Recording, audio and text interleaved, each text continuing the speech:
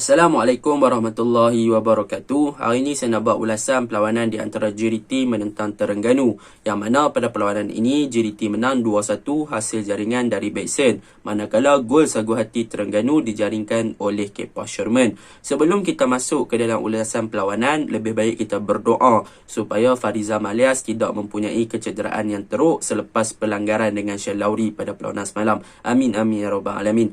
Baiklah, mari kita masuk ke dalam ulasan perlawanan. Saya akan mulakan dengan pasukan Johor Darul Takzim. Apakah kekuatan dan perkara yang boleh saya puji tentang Johor Darul Takzim pada perlawanan semalam? Yang pertama adalah mengenai trio midfield mereka yang diketuai oleh Nacho Insar bergandingan dengan Safiq Rahim dan juga Leandro Velasquez. Yang mana pada perlawanan ini boleh saya katakan trio midfield JDT adalah penggerak utama untuk build up pasukan JDT ketika menyerang pasukan Terengganu. Dan mereka bertiga juga sangat-sangat bagus dalam membantu bahagian pertahanan pasukan JDT pada perlawanan semalam. Yang mana kita boleh tengok peranan Nacho Insar sebagai holding midfielder memang sangat-sangat bagus, menjadi general playmaker di bahagian midfield, dan dia adalah ketua yang berada di bahagian tengah. Disebabkan ada Nacho Insar yang berperanan sebagai holding midfielder di bahagian tengah pada perlawanan semalam, kita boleh tengok bagaimana Leandro dan juga Safiq Rahim melakukan tugas dengan sangat-sangat bagus. Yang mana Leandro akan bermain sebagai wide attacking midfielder di bahagian kanan dan Safiq Rahim akan bermain sebagai wide attacking midfielder di bahagian kiri untuk membantu pemain-pemain seperti Arif Aiman dan juga Koh Beng Ong untuk melakukan serangan di bahagian kanan ataupun di bahagian kiri. Bahkan bukan itu sahaja, kita boleh tengok juga bagaimana kepakaran Safiq Rahim dan juga Leandro Velasquez dalam menentukan corak permainan JDT ketika menyerang, sama ada mereka perlu berada dalam kedudukan wide area ataupun mereka perlu lebih compact ke bahagian tengah. Dan kita boleh juga lihat ketiga-tiga player di bahagian tengah ini, Safiq, Leandro dan juga Nacho Insar, mereka juga sering bertukar-tukar posisi, sama ada kadang-kadang Nacho duduk atas, Safiq turun ke bawah sikit, Leandro turun ke bawah sedikit. Jadi rotation pemain atau ketiga-tiga pemain di bahagian midfield ni telah memberikan mereka sedikit flexibility dan telah memberikan mereka banyak chances ataupun peluang serta option untuk mereka melakukan passing dan juga menggerakkan serangan ke arah pasukan Terengganu. Bahkan ketiga-tiga player ini juga mempunyai defensive rate yang bagus, yang mana ketika Terengganu melakukan serangan ataupun counter, mereka juga akan cepat untuk turun melakukan track back bagi membantu bahagian pertahanan pasukan JDT di kawasan middle area.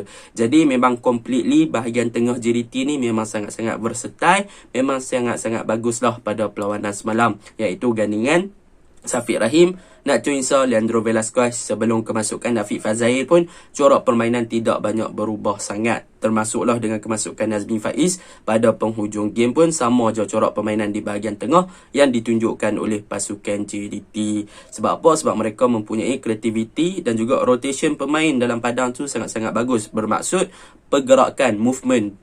Sekejap Leandro duduk tempat Safiq, Safiq duduk tempat Nacho, Nacho duduk tempat Leandro. Kadang-kadang Safiq dan Leandro bermain di wide area, kadang-kadang mereka bermain dengan narrow ataupun compact ke bahagian tengah balik untuk memastikan yang JDT ada banyak choice ataupun banyak option untuk melakukan hantaran ataupun membuka game dan melakukan switch play. Itu yang saya suka yang pertama untuk pasukan Johor Darul Takzim di bahagian tengah. Yang kedua, apa yang saya suka tentang Johor Darul Takzim adalah bagaimana peranan wingback mereka, iaitu di bahagian kanan kita boleh tengok peranan Arif Aiman dan di bahagian kiri kita boleh tengok Koh Beng Ong, yang mana kedua-dua player ni memang sangat-sangat ofensif lah. Kita boleh tengok bagaimana Arif Aiman semalam berjaya untuk mengucar-ngacirkan pertahanan lawan. Bahkan apa yang boleh saya puji adalah Arif Aiman dan juga Koh Beng Ong adalah orang yang assist kepada Beksen untuk menjaringkan kedua-dua gol JDT pada perlawanan semalam. Kita boleh tengok di bahagian kanan Arif Aiman berjaya untuk memberikan masalah dan juga ancaman yang besar kepada Arif Fazilah. Begitu juga dengan Koh Beng Ong di bahagian kiri memberikan ancaman yang sangat susah lah, masalah yang besar kepada Azharul dengan overlapping yang mereka buat, ball control yang bagus, dribbling dan juga berani untuk masuk ke dalam kotak penalti JDT, terutamanya Arif Aiman, dan crossing yang mereka lakukan juga tepat ke dalam kotak penalti untuk mencari target man mereka, iaitu Bekson pada perlawanan semalam. Jadi memang super lah, boleh katakan wingback pasukan JDT ni beraksi dengan sangat cemerlang daripada segi ofensif dan juga dalam pada masa yang sama daripada segi defensif, iaitu daripada segi track back untuk membentuk back five di belakang. Mereka juga mempunyai kerajinan yang bagus dan mereka cepat untuk kembali ke posisi asal sekiranya di counter. So tak ada masalah lah, kita boleh tengok Kok Bing Ong dia stabil, naik turun pun dia masih lagi boleh menyerang dengan baik dan juga bertahan dengan baik. Begitu juga dengan Arif Aiman, walaupun beliau terlalu ofensif ke hadapan, tetapi dalam masa yang sama beliau juga boleh turun untuk bantu bahagian pertahanan JDT sekiranya di counter. Itu yang menjadi penyebab kepada pasukan JDT punya serangan menjadi fluid dan juga menjadi smooth pada perlawanan semalam. Itu yang kedua yang boleh saya puji untuk pasukan Johor Darul Takzim. Yang ketiga, apa yang boleh saya puji tentang Johor Darul Takzim adalah mengenai gandingan Bekson dan juga Forestry, yang mana kedua-dua player ni memang menjadi masalah lah kepada benteng pertahanan pasukan lawan, yang mana Forestry terkenal dengan work rate dan juga kerajinan beliau dalam padang. Memang sangat-sangat rajin, beliau selalu berada dalam posisi yang tepat, ball control yang bagus, pacing yang bagus, dia boleh mempunyai kelajuan yang baik, jadi dia pandai buka game. Dalam perlawanan semalam berapa kali dia set up kepada Bekson, tetapi sayanglah Bekson pula gagal untuk menjadikan gol dengan baik. Manakala untuk Bekson, memang semalam dia membuktikan yang dia adalah seorang striker yang mempunyai insting ataupun naluri yang baik untuk menerima bola dalam kedudukan yang betul. Boleh saya katakan positioning Bekson sentiasa tepat untuk menerima bola yang disupply oleh rakan-rakan pasukan untuk menjaringkan gol, dan berjaya dibuktikan dengan 2 gol tandukan pada perlawanan semalam. Itu yang ketiga yang boleh saya puji untuk pasukan Johor Darul Takzim. Dan yang terakhir yang boleh saya puji tentang Johor Darul Takzim adalah tentang defense department, iaitu Shane Lowry, Khalid Dimrugah dan juga Matthew Davis. Ketiga-tiga player ni bermain dengan 3 center back ketika menyerang. Mereka bermain dengan sangat-sangat bagus, yang mana kita boleh tengok Matthew Davis secara bertahan beliau sangat solid lah pada perlawanan semalam, dan beliau juga kadang-kadang buat overlap untuk membantu bahagian serangan. Boleh dikatakan dia adalah player yang agak sukar untuk dipenetrate ataupun ditembusi oleh bahagian kiri pasukan Terengganu pada perlawanan semalam. Kita boleh tengok di first half Hakimi memang hilang tak ke mana, disebabkan Matthew Davis berjaya kawal bahagian kiri pasukan Terengganu tu dengan baiklah. Kira Matthew Davis jaga belah kanan JDT ataupun belah kiri Terengganu tu dengan sangat-sangat baik. Begitu juga dengan peranan Shane Lowry, yang mana Shane Lowry semalam boleh dikatakan sebagai ball playing defender, yang mana beliau mempunyai kualiti daripada segi hantaran-hantaran jauh ke hadapan yang sangat tepat. Kita boleh tengok banyak long ball yang dilakukan oleh Shane Lowry untuk menghantar bola ke hadapan memang sangat-sangat tepat. Boleh mencari Bekson, Arif Aiman, boleh mencari Forestry. Kira-kira Shane Lowry ni adalah seorang defense yang bagus lah untuk JDT, untuk memulakan build up daripada bawah, sama ada untuk bawa bola ke tengah ataupun untuk terus supply bola ke hadapan. Jadi itu yang boleh saya puji untuk pasukan JDT pada perlawanan semalam. Untuk kekurangan pasukan JDT, apa yang boleh saya cakap, mereka masih lagi gagal untuk convert peluang-peluang yang ada, terutamanya daripada situasi one on one, dan kita boleh katakan finisher ataupun penyudah Bekson masih lagi kurang mantap lah, terutamanya apabila dalam situasi one on one, yang mana decision beliau lambat dan kadang-kadang keeper boleh baca gerakan dia. Jadi kalau JDT boleh manfaatkan peluang-peluang tersebut, mereka mungkin boleh menang lagi banyak lah kan. Dan yang kedua adalah mengenai peluang melalui set pieces, iaitu terutamanya daripada corner kick, yang mana dalam video-video sebelum ni pun saya cakap memang JDT mempunyai masalah dalam menyelesaikan corner kick, tetapi benda tu bukannya masalah yang besar, sebab corner kick ni memang susah nak score, tetapi sepatutnya JDT boleh improve sebab mereka ada player pertahanan yang bagus untuk melakukan heading seperti Khalid Dimrugah, yang mana semalam Khalid Dimrugah ada satu percubaan tapi tandukan dia tersasar sedikit. Mereka ada Shane Lowry yang boleh berebut bola tinggi. Sepatutnya corner kick ni boleh mereka makanlah sedikit untuk memastikan yang mereka boleh manfaatkan setiap peluang yang ada. Sayang dapat corner kick yang banyak dalam setiap game, tetapi gagal untuk convert peluang tersebut kepada gol. Jadi boleh improve daripada set pieces, sebab dalam latihan pun akan ada training set pieces, so harap boleh mereka mereka improve daripada situ untuk memastikan yang mereka boleh convert daripada corner kick sekiranya mereka dapat corner kick yang banyak dalam satu game. Okey, itu untuk pasukan JDT. Secara overallnya JDT memang agak solid pada perlawanan semalam. Tengah baik, defend baik, striker pun agak baik. Cumanya penyudah mereka masih lagi kurang efisien ataupun kurang efektif sangat untuk menjaringkan lebih daripada 2 gol. Dibantu pula dengan kecekapan goalkeeper Terengganu Rahadi Azli yang beraksi dengan sangat cemerlang jugalah pada perlawanan semalam, di samping pertahanan Terengganu yang agak solid juga. Okey, itu untuk pasukan JDT. Kita masuk kepada ulasan pasukan Terengganu pula. Ulasan Terengganu, apa yang boleh saya katakan, kita sembang pasal kelemahan dululah. Untuk kelemahan pasukan Terengganu pada perlawanan semalam, apa yang boleh saya cakapkan, mereka tewas 2 gol mudah melalui tandukan, sama mereka tewas 3-0 kepada PJ City, yang mana mereka terlalu membiarkan pemain-pemain yang berada di flank ataupun di bahagian sayap ni untuk melakukan crossing tanpa ada orang yang challenge ataupun memberikan tekanan kepada player tersebut untuk blok hantaran-hantaran lintang yang cuba dilakukan.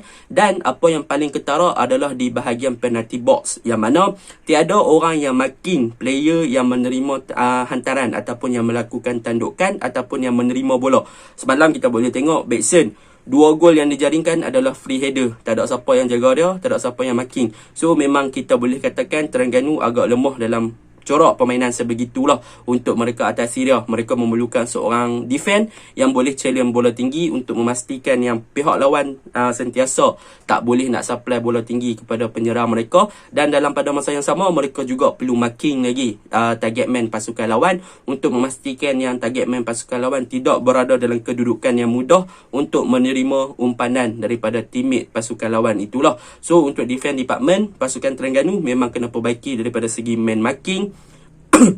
Mereka punya man marking, mereka punya one-on-one marking ke apa ke, semua marking mereka kena jaga dekat situ supaya tak membuat kesilapan yang sama. Dan untuk fullback pasukan Terengganu, mereka perlu lebih berani untuk melakukan tekanan dan perlu lebih awal untuk blok hantaran-hantaran lintang yang cuba dilakukan. Janganlah bagi mudah untuk pemain-pemain winger pasukan lawan melakukan hantaran lintang ataupun crossing ke dalam kotak penalti. Jadi untuk defense department yang tu yang kena perbaiki. Yang pertama.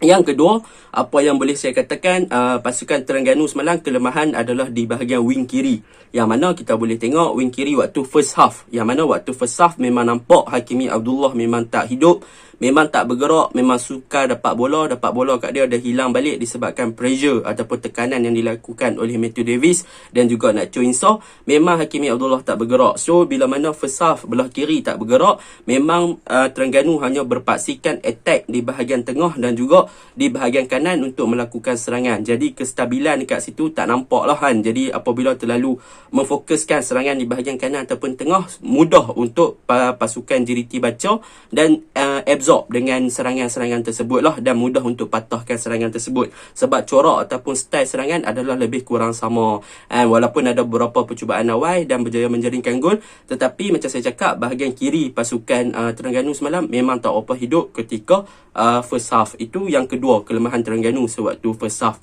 Yang ketiga, apa yang boleh saya cakap tentang kelemahan Terengganu lagi adalah di bahagian tengah. Walaupun Manuel Ott dan juga Habib Harun serta siapa lagi seorang, Habib Harun dan juga Manuel Ott bermain dengan Petrus Shetembi, mereka bermain dengan sangat baik, tetapi masih lagi nampak yang mereka masih lagi tercari momentum dan juga chemistry antara satu sama lain untuk bergerak dan juga melakukan shot passing di bahagian tengah ataupun untuk build up di bahagian tengah lah. Memang nampak yang mereka agak struggle di bahagian tengah semalam, dan kita boleh tengok kebanyakannya Manny Ott bergerak berkesorangan. Petrus Shetembi kadang-kadang hanya berhubung dengan Manny Ott, tidak connect dengan sangat baik dengan Habib Harun dan sebagainya. Tetapi apa-apa pun mereka memang improve a lot lah berbanding game menentang PJ City hari itu. Itu 3 kelemahan utama untuk pasukan Terengganu. Dan yang terakhir untuk pasukan Terengganu adalah mengenai bagaimana mereka nak link up dengan baik antara bahagian tengah dan juga bahagian striker. Yang mana boleh nampak semalam Kepa Sherman memang agak isolate, walaupun selalu dapat bola tetapi dia terlalu isolate jugalah. Waktu first half kita nampak Kepa Sherman jarang dapat bola daripada bahagian tengah dan dia tak boleh nak connect dengan baik antara Petrus Shetembi dan juga Manny Ott di bahagian tengah. So susahlah Manny Ott dengan Petrus Shetembi nak supply bola kat dia. Dia pun tak boleh nak drop terlalu ke bawah sebab dia pun tak dapat bola sangat dan dia dimarking oleh pertahanan pasukan JDT kali dimurga dengan sangat baiklah. Itu kelemahan yang perlu diperbaiki. Dan kita masuk pula kepada pujian. Apa pujian yang boleh kita bagi kepada pasukan Terengganu pada perlawanan semalam? Yang pertama adalah pertukaran yang dilakukan oleh Nafuzi Zain pada second half, yang mana dia membawa masuk Syafiq Ismail menggantikan Hakimi Abdullah, yang mana kemasukan Syafiq Ismail pada perlawanan semalam telah memberikan dimensi dan juga corak permainan yang baru kepada bahagian hadapan ataupun attacking force pasukan Terengganu di bahagian kiri, yang mana kita boleh tengok apabila Syafiq Ismail masuk, dia bermain dengan sangat cemerlang. Beliau membuktikan walaupun bertubuh kecil, dia masih lagi boleh beat Kobe Ong dalam situasi 1-on-1. Dia berani untuk bawa bola pergi depan dan dia berani untuk link up dengan baik dengan bahagian tengah, bermain 1-2 dengan Manny Ott. Memang sangat-sangat cemerlang lah, boleh saya katakan Syafiq Ismail masuk semalam. Memang nampak perubahan ataupun nampak keberanian dia dan nampak dia lebih berfungsi dengan baik berbanding Hakimi Abdullah pada first half. Itu yang pertama yang boleh saya puji. Yang kedua, apabila masuk second half, Terengganu bermain dengan lebih berstruktur, mereka bermain dengan lebih tersusun. Boleh saya katakan Nafuzi ball is back di second half. Mereka lebih berani untuk simpan bola, dan yang paling penting di second half ni mereka melakukan pressing awal ketika JDT cuba build up daripada bawah, yang mana kita boleh lihat bagaimana JDT cuba build up daripada bawah.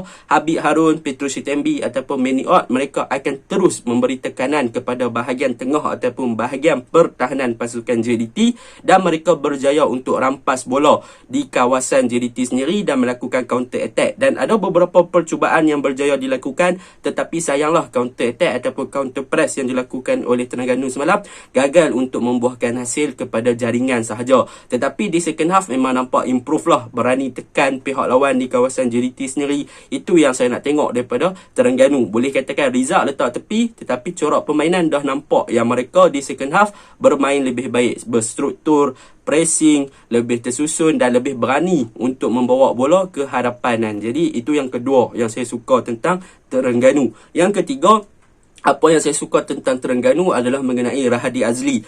Walaupun dia lepas 2 gol, tetapi semalam dia beraksi cemerlang untuk menyelamatkan beberapa percubaan daripada backson dan sebagainya dengan situasi 1-on-1, dengan penyelamatan yang bagus, reflection yang bagus. Walaupun lama dah tak main, tapi dia tidak gentar walaupun berhadapan dengan pasukan seperti JDT yang mempunyai attacking force paling padu dalam Liga Malaysia. Dia masih lagi mampu memberikan aksi yang terbaik. Dia punya komunikasi dengan defense pun agak baik dan dia berani untuk keluar dalam situasi 1-on-1. Jadi Rahadi Azli memang patut diberi pujian pada perlawanan semalam. Jadi secara overallnya Terengganu pada second half mereka adalah better team berbanding first half. Mereka berjaya improve a lot dan saya harapkan untuk game ketiga nanti mereka boleh untuk cari momentum sebenar mereka dan tunjukkan gameplay sebenar mereka dalam satu corak permainan yang lebih menarik berbanding second half menentang JDT pada perlawanan semalam. Jadi itu sahaja ulasan saya. Assalamualaikum warahmatullahi wabarakatuh.